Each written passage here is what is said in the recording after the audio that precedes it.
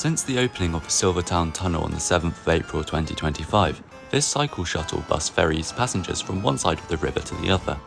This may seem unnecessary, but it's the only way for cyclists to use the tunnel, as they're not allowed to cycle through.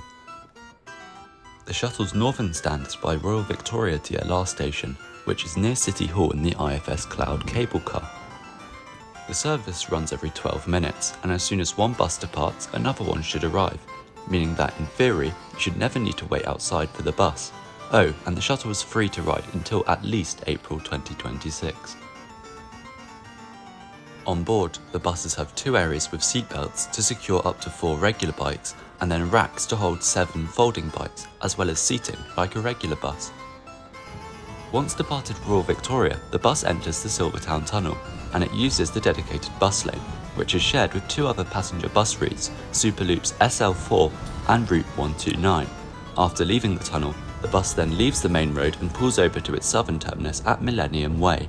The whole journey takes around 10 to 12 minutes, meaning that 4 buses are required for a full service. The Millennium Way bus stand is not as well located. It is on an empty dual carriageway just south of North Greenwich and the O2. The shuttle is quite an inconvenient way for cyclists to use the tunnel. By the time they've waited for the bus to depart and then ridden it under the river, it's probably 10 more minutes to their journey compared to just cycling through. This sparked controversy during the design of the tunnel, as no proper cycle infrastructure was included. But that's not the only downside. As much as Royal Victoria's stand is well placed near a DLR and cable car station, the Millennium Way stand is, well, in the middle of nowhere really. As you can probably tell, there is no cycle infrastructure on this road, and it is not located near an existing cycleway or to other transport infrastructure. And no new cycle infrastructure was built for the shuttle at either stand. It would be perfect if there was a transport interchange under 5 minutes away. Oh wait, North Greenwich Bus and Tube Station is located just 700 metres from the current stand. What is even more painful is that the bike shuttle literally drives right past the bus station to get to the tunnel portal. Surely it wouldn't be too hard to allow the shuttle to stop at the bus station en route. As much as you can't bring bikes onto the tube there, it is a far better location, with major attractions such as the O2 next door, and has a nicer atmosphere than a bus stand on a dual carriageway surrounded by construction sites. The next flaw of the shuttle is the size of the buses used. They can hold a grand total of 4 regular bikes. Yes, 4 bikes. 1, 2, 3, 4. If you do the maths, a bus every 12 minutes equals 5 buses per hour, leading to a maximum of 20 non-faulting bikes per hour in each direction under the river.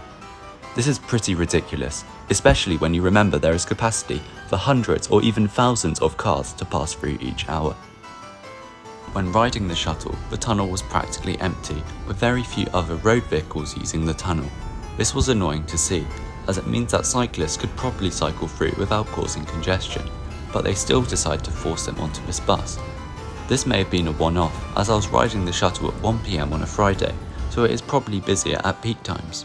Oh yeah, and if you want to get through the tunnel before 6:30 AM or after 9:30 PM, you're a bit stuck, as the shuttle does not run outside of these hours. Another thing to note is that if you don't have a bike, you can't ride the shuttle. Instead, you can use a regular bus route that uses the tunnel, which are free until 2026, or the IFS Cloud cable car, which can also carry bikes. This option isn't free, remember. It is £7 each way, unless you want a glass-floored cable car. Then it would be the extortionate price of 35 Great British pounds sterling for a return trip. To put this into perspective, you can get a train ticket to another city in the country, or even a flight abroad for this price. The cycle shuttle is free up until April 2026.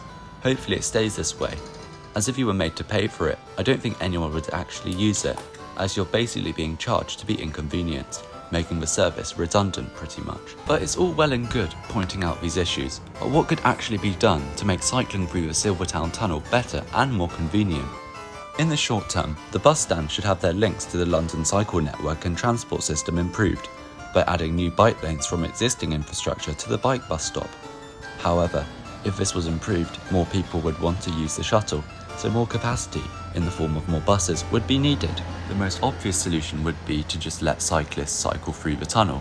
TfL doesn't allow this, as there are safety risks linked with cycling through the tunnel. For example, the risk of getting injured by a car, but that's just as likely to happen on any other road, especially the Lower Lee crossing. the route that TfL advises cyclists to use to reach the Royal Victoria Cycle Shuttle stand from Canary Wharf, which is a dual carriageway with a 40mph speed limit.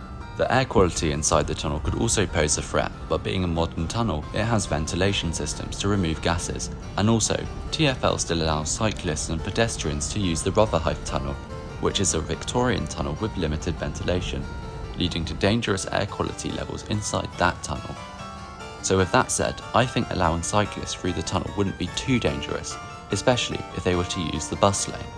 Overall, after riding the Silvertown Cycle Shuttle bus, I found it to be an inconvenient way to cross the river and its capacity to be very low. As much as I don't write the highway code, I think allowing cyclists through the tunnel wouldn't pose too much danger, and it would provide a much more convenient solution for cyclists. As usual, thank you for watching today's video and supporting the channel. If you'd like to see more cycling related content, leave a comment with what you'd like to see. Also, if you enjoyed the video, I'd appreciate it a lot if you subscribed and liked the video.